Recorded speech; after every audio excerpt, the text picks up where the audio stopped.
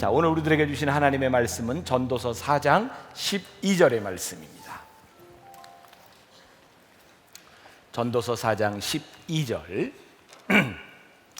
우리가 잘 아는 유명한 말씀입니다. 우리 같이 한번 한 목소리로 봉독하도록 하겠습니다. 전도서 4장 12절 시작.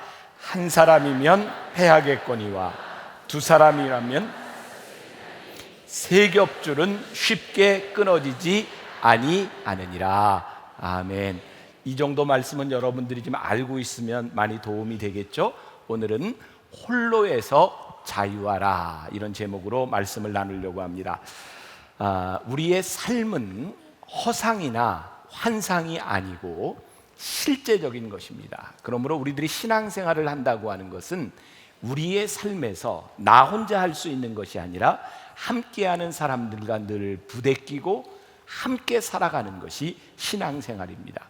신약 성경에만 이 서로라고 하는 말이 50회 이상 말씀 가운데 등장하고 있습니다.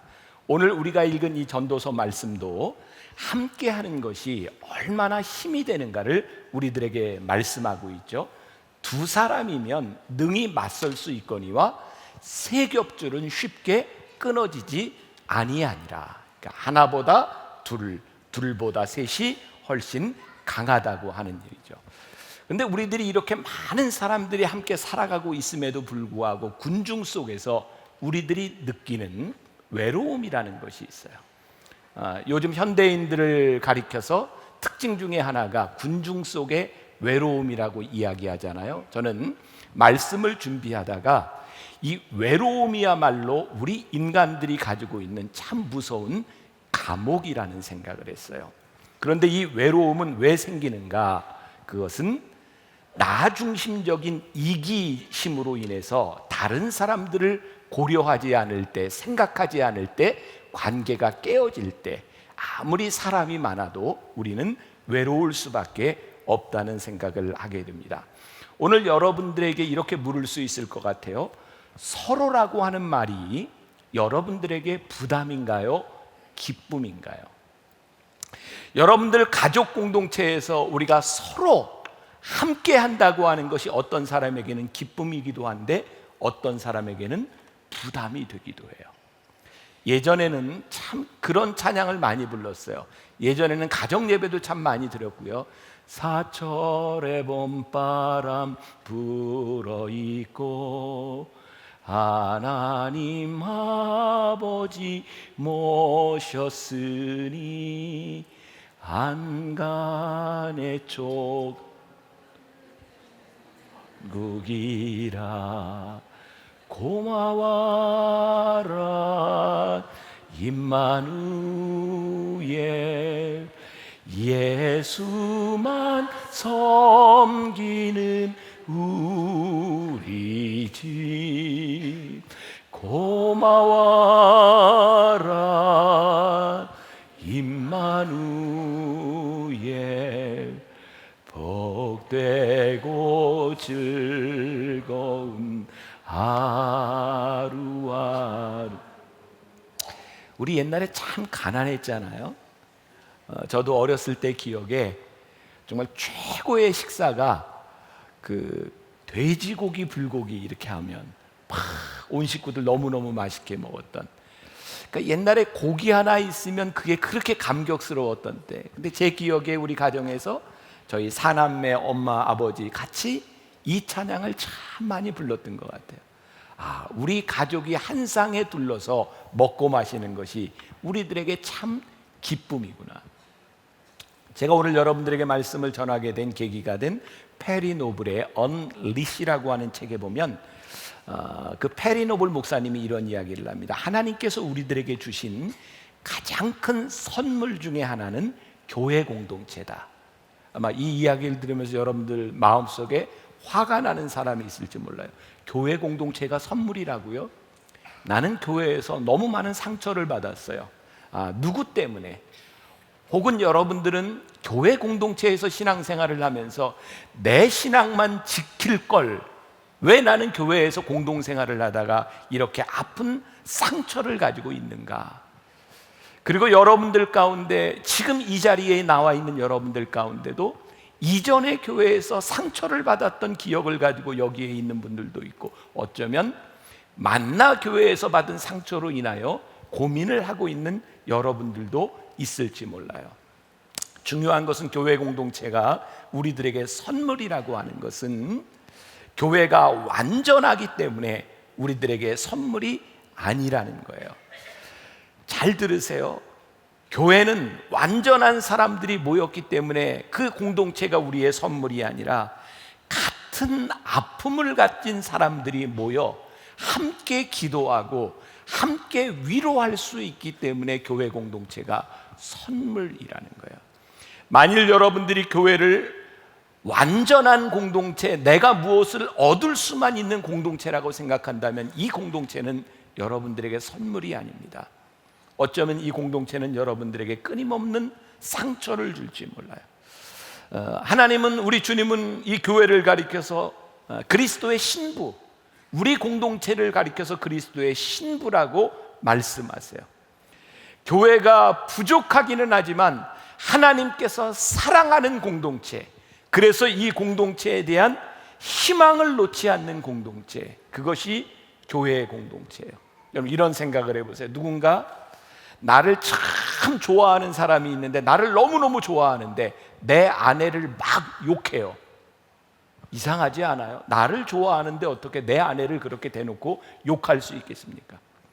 우리가 하나님을 사랑한다고 고백하는데 하나님의 신부요 그리스도의 신부인 교회를 우리들이 막 욕한다고 생각해 보세요. 그것이 진정한 사랑이겠는가?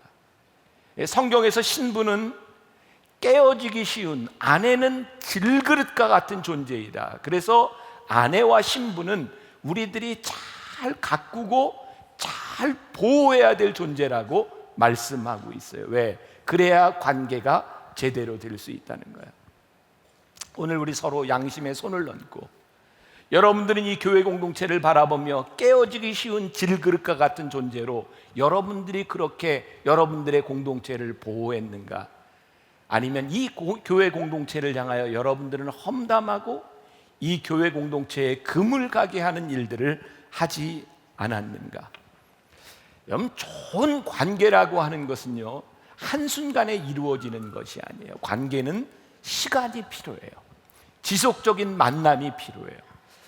하나님께서 여러분들에게 이 교회 공동체를 우리들에게 좋은 선물로 주셨다면, 여러분들이 딱 와서 예배를 드리고 그냥 혼자 나가고 누구와도 관계를 맺지 않겠다고 하면 이 교회 공동체는 여러분들에게 절대로 좋은 공동체가 되지 못합니다. 여러분들이 여기 와서 수천 명이 예배를 드리고 있는 이 순간에도 어떤 사람은 이 관계 가운데서 자유함을 느끼지만 어떤 사람은 앉아있는 이 시간이 감옥일 수도 있다는 거예요. 관계는 우리들에게 아주 중요합니다.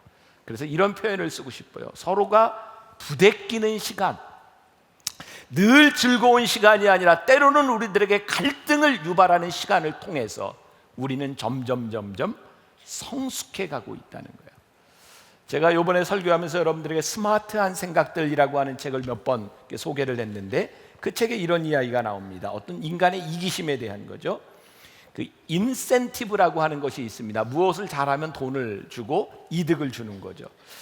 예전에 이 프랑스가 이 베트남을 이렇게 지배하고 있을 때 하노이에 있었던 프랑스 사령부에서 한 가지 법령을 제정을 했답니다. 그 베트남에 있는 모든 그 쥐들을 박멸하기 위해서 사람들에게 쥐를 잡아올 때마다 돈을 준 거죠. 대가를 지불한 거죠.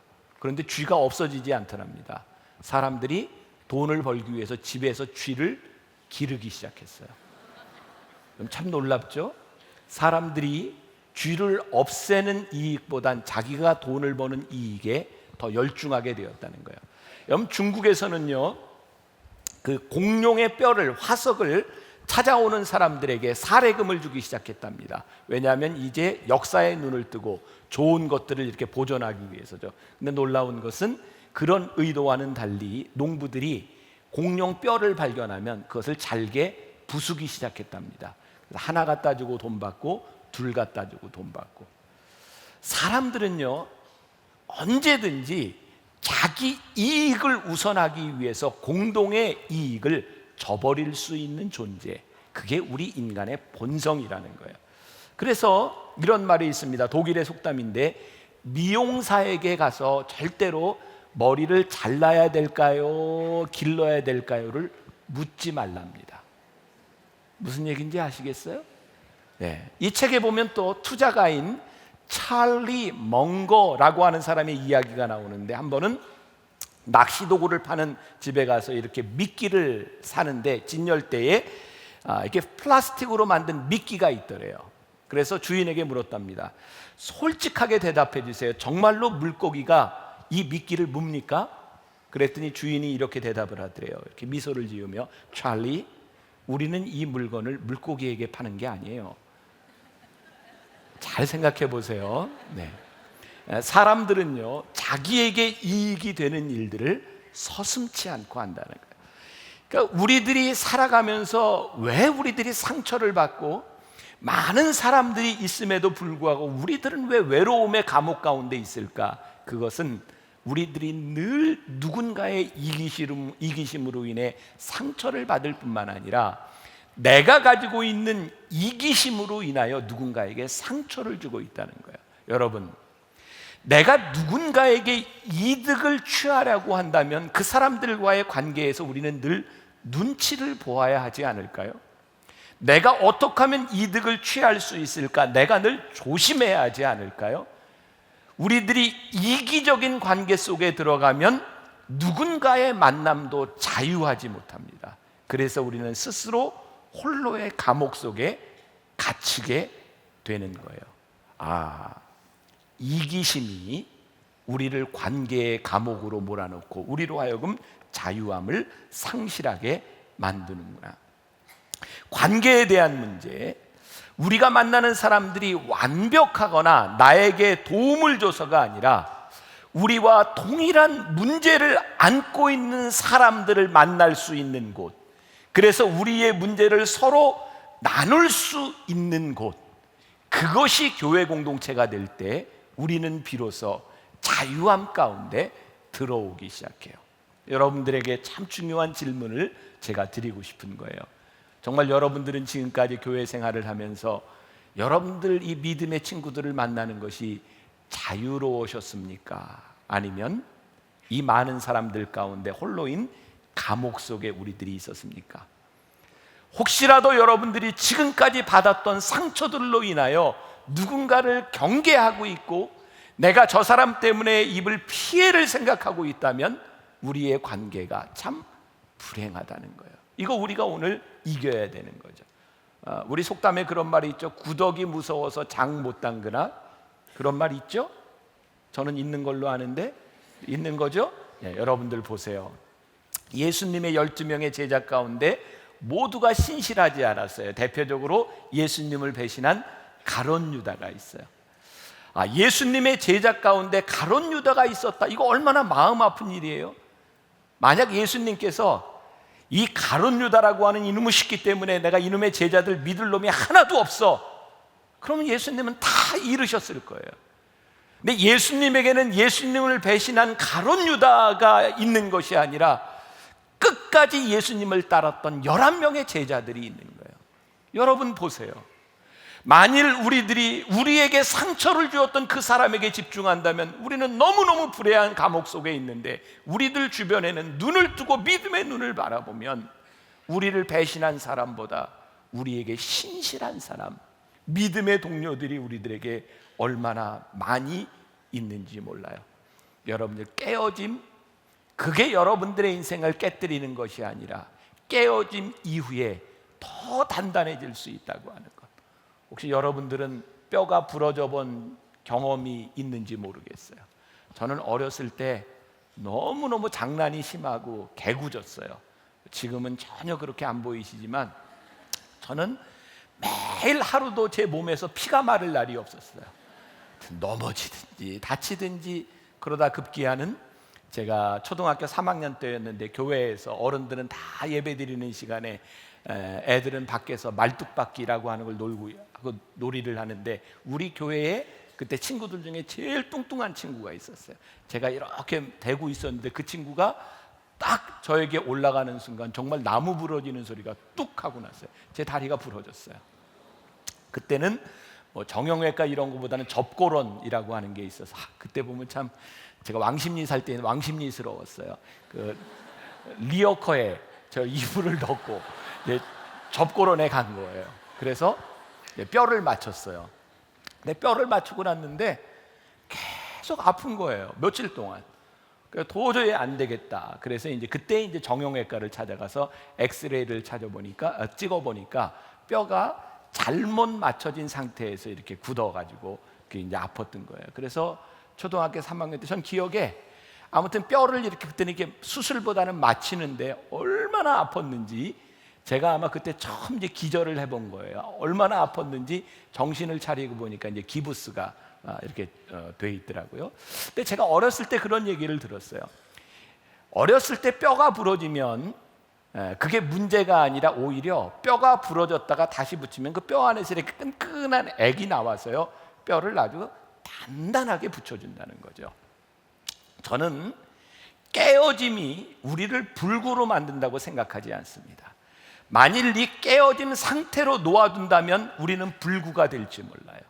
그리고 깨어진 상태에서 우리들이 잘못 치유한다면 우리는 상처 가운데 남을지 몰라요. 그러나 아프지만 이 깨어진 부러진 뼈를 다시 빼서 아프지만 제대로 맞춰 놓으면 그 안에서 끈끈한 액이 나오며 뼈를 단단하게 붙잡아줘요. 저는 참 놀라운 진리라고 생각해요. 여러분들이 누구 때문에 상처를 받았다고 하는 것으로 여러분들의 인생이 무너진다면 여러분들은 너무너무 불행한 사람이고요. 여러분들의 상처를 가지고 올바로 치유하지 못하고 치유하지 못한 상태에서 굳어져 버린다면 여러분들은 너무나 많은 아픔을 가질 수도 있어요. 그런데 오늘 말씀을 통해 하나님께서 너희들이 받은 상처와 아픔 때문에 홀로의 감옥에 남아있지 말고 너희들이 함께 부족하고 함께 어려운 사람들 이 공동체 안에서 너희들이 서로가 되어 자유함을 느끼라고 우리들에게 말씀하고 있어요. 저는 오늘 여러분들이 기도해야 될 제목이 분명하다고 생각해요. 하나님, 우리들이 완전한 사람들이 모인 공동체가 아니라 하나님께서 우리들에게 선물로 주신 이 교회 공동체 안에서 이 수없이 많은 사람들 가운데 함께하는 것이 우리들에게 주시는 자유함이 되게 하여 주옵시고 이 속에서 단단한 관계를 만들어가는 믿음의 동역자들이 되게 하여 주옵소서. 여러분들에게 이런 축복이 있어야 하지 않겠는가? 저는 오늘 말씀을 준비하면서 이 서로라고 하는 것만큼 우리들에게 중요한 가드레일이 없다고 생각해요. 가드레일. 여러분, 무언가 보호하기 위해서 가드레일을 쳐놓는데 그것이 속박인가요? 저는 가드레일을 속박으로 인식하는 사람은요 그것을 뛰어넘어 죽을 수밖에 없어요. 그러나 가드레일이 우리를 보호하는 것이라고 느끼는 사람은 가드레일 때문에 자유함을 느껴요. 여러분, 열차는 선로를 따라가요. 자유한 건가요? 부자유한 건가요? 열차가 생각하는 지능이 있어서 이게 가드레일로 그 철로로 쫙 달리다가 열차가 갑자기 이런 생각을 해요. 내가 왜 일로만 달려? 마음대로 한번 달려보지. 그리고 철로가 아니라 딱 벗어나요. 자유한가요? 탈선해요. 여러분, 그런 생각해 보세요. 물속에 살고 있던 물고기가 갑자기 그런 생각이 드는 거예요. 내가 왜 물속에서만 살지? 아니, 나가자. 그리고 나가요. 그거 어떻게 되죠? 죽어요. 물고기는 물 속에서 자유로워요. 제가 미국에 있을 때 우리 아이들을 데리고, 한국에는 그런 게 잘 없더라고요. 아주 어렸을 때 볼링장을 데려가요. 그러면 거기는 어린애들을 위해서 아이들이 볼링을 하면 옆에 가드레일이 이렇게 올라와요. 애들이 잘못 던져도 그 밑에 그걸 뭐라 그래요? 그쪽으로 빠지지 않도록 애들이 던지면 옆에 맞고 들어와서 핀을 이렇게 맞히도록 가드레일을 올려줘요. 재미있죠? 가드레일은 우리를 부자유하게 만드는 것이 아니라 이 가드레일을 통해서 우리를 자유하도록 만들어줘요. 우리의 믿음의 동역자들이 우리들 옆에 서 있는 것은 우리를 부자유스럽게 만드는 것이 아니라 우리들로 하여금 하나님의 길을 함께 갈 수 있도록 우리를 지켜주는 가드레일이기 때문에 우리는 함께하는 사람들을 통하여 홀로의 외로움의 감옥 속에서 우리들이 나오게 됩니다. 사람은요, 저나 여러분들이나 똑같은 유혹 가운데 있어요. 여러분들이 오늘 예배를 드리고 나가는 순간부터 세상은 여러분들을 유혹합니다. 그런데 이 가드레일은 우리 믿음의 동역자들은요, 내가 혼자가 아니라고 이야기해줘요. 우리들이 힘들고 유혹에 시달릴 때 우리들에게 가드레일이 되어서 우리를 지켜줘요. 만일 우리 믿음의 동역자들이 우리들에게 불편한 것이라고 생각하고 우리들이 그것을 뛰어넘어 버리면 우리는 세상 속에 던져진 존재가 돼요. 그러나 그들과 함께하는 것이 나를 지켜주는 것이라고 우리들이 믿기 시작할 때 그 사람은 우리의 인생의 세겹줄이 돼요. 어떤 유혹에도 우리를 흔드는 것에서, 때로는 우리의 마음이 힘들고 지쳐있는 곳에서 우리를 붙잡아주기 시작해요. 여러분, 우리들이 착각하지 말아야 될 것이 있어요. 우리의 신앙생활이 절대로 홀로일 수 없는 이유는 여기 있는 여러분들 가운데 많은 분들이 경험을 해보셨을 텐데 우리의 뜨거웠던 마음은 참 쉽게 식어요. 전 특히 우리 만나교회에서 우리가 영성훈련 BTD를 하잖아요. BTD 나오는 날 보면요, 이 사람들이 세상을 다 바꾸고 성인 군자가 될 것 같아요. 막 간증하고 막. 근데요, 네, 짧으면 3일, 4일. 참 신기한 건 정말 이 BTD 갔다 오면 갔다 온 사람들이 금양로 때 보여요. 이야, 아마 그렇게만 금양로 모였으면 지금 여기 앉을 자리도 없을 거예요. 그런데 그 숫자가 그대로예요. 이유가 뭘까요? 뜨거웠던 마음이 그렇게 오래 가지 않아요. 그런데 유일하게 뜨거웠던 모임이 오래 가는 사람들이 있어요. 왜냐하면 삼겹줄을 만든 사람들이에요. 저는 우리 교회 영성훈련을 하면서 정말 감사한 게 특히 여자들보다 남자들이 그 모임을 통해서 서로 카톡방을 만들고 믿음의 공동체를 만든 거예요. 저는 유심히 지켜봅니다. 그 공동체가 참 아름답게 성장해가는 것을 봐요. 여러분, 우리가 구원을 받았다, 우리들이 성령을 받았다, 우리의 마음이 뜨거워졌다고 하는 것은 여러분들의 신앙의 완성이 아닙니다. 여러분들의 신앙의 출발점입니다. 우리는 뜨거워진 구원을 받았다고 하는 그 감경의 출발선에 서서 우리는 결승점을 향해 달려가는 존재들이에요. 그래서 우리들에게 홀로가 아닌 믿음의 동역자들이 우리들에게 필요한 거죠. 여러분, 여러분들의 믿음이, 여러분들의 능력이 여러분들을 지켜줄 수 있다고 착각하지 마세요. 우리를 지켜주는 것은 나의 믿음이 아닙니다. 우리를 향한 주님의 믿음이 변치 않기 때문에 우리들이 곁길로 갈 때 우리를 붙잡아 주시고 우리들에게 믿음의 친구들을 세워주셔서 우리로 하여금 그 길을 가게 하시는 거예요. 그래서 우리들이 교만하면 안 돼요. 내가 뜨거웠던 마음과 내 믿음을 가지고 무언가를 할 수 있다고 착각하지 마세요. 그래서 오늘 여러분들에게 도전하는 거예요.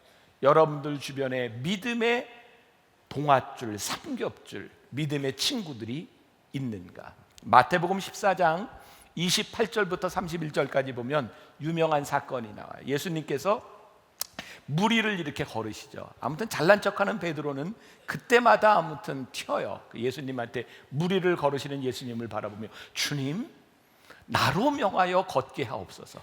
아무튼 다른 제자들은 아무도 그런 얘기 못해요. 근데 베드로는 그런 얘기 해요. 참 독특해요. 우리가 옆에서 보면 좀 얄밉잖아요. 지가 뭔데 맨날. 근데 예수님이요, 베드로의 그 믿음을 보고 뭐라고 하세요? 와라. 그랬더니 베드로가 배를 탁 내리더니 무리를 걸어요. 아무튼 믿음이 좋은 것은요, 조금 잘난 척도 하고 좀 특별해야 좀 드러납니다. 근데 문제는 잘난 척과 그런 믿음이 그렇게 오래 가지 못한다는 거예요. 믿음이 있을 때는 뜨거웠는데 여러분들 잘 아시는 것처럼 가다가 막 물살이 보이고 풍랑이니까 무서워진 거예요. 사람은요, 내가 뜨거워서 주님을 온전히 향할 때는 믿음이 굳건한데요, 금방 우리들의 주변에 바람이 불고 풍랑이 불고 우리를 힘들게 하면 주님을 보았던 시선이 금방 세상으로 향해요. 이게 사람입니다. 자, 이때 얼마나 베드로가 무안했을까요? 주님, 저로 걷게 하세요 하고 걷는데 세상을 보다가 빠지는 거예요. 나 같으면 그냥 빠질 것 같아. 근데 베드로는 또 거기서 주님 살려주세요. 야, 참. 근데 우리 예수님도 대단하시잖아요. 나 같으면 넌 좀 빠져봐야 된다 이놈아. 야, 그래야 너 좀 고치지.